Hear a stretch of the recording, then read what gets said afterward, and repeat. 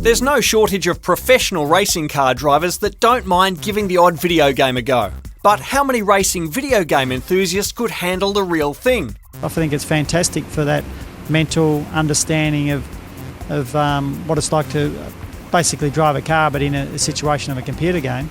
PlayStation 3's Nissan GT Academy is aiming to find out, as this week 16 Australian virtual racers went head-to-head, competing for a single place at an intensive race training program at Silverstone, UK, and possibly a season-long drive in the European GT4 Cup in the real world.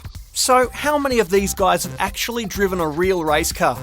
Oh, but my own personal car's pretty close to one. I've actually tried out the V8 Supercar Fast Track in Caulfield Raceway. With some guys with experience behind the scenes, they could probably adapt to it pretty quick, because naturally, at the end of the day, they've had help to get to where they have and a lot of practice. And if they do the same on the other side of the fence, which is in the real opportunity in a car, there's no reason why those sort of attributes can't be contributed over into a car.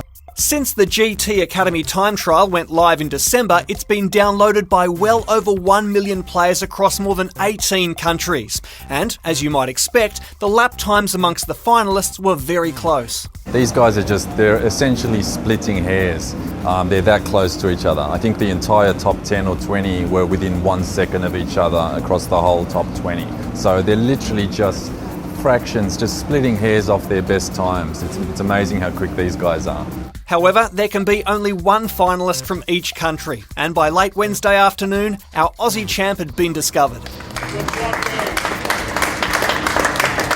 Next, it's off to the UK for a 4-day intensive race training program behind the wheel of a real Nissan 370Z. It's a sports car. I mean, first and foremostly, that's what it does. It's a two-seater sports car, a V6 engine.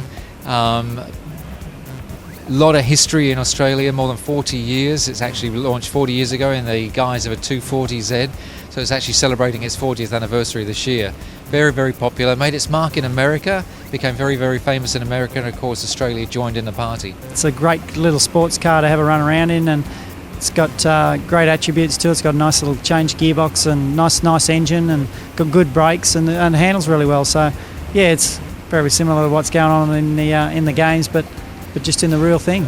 This is a big step up. So it's good luck and safe driving in the UK for Dan. And I'll be back next week with more games news here on BigPond Game Arena.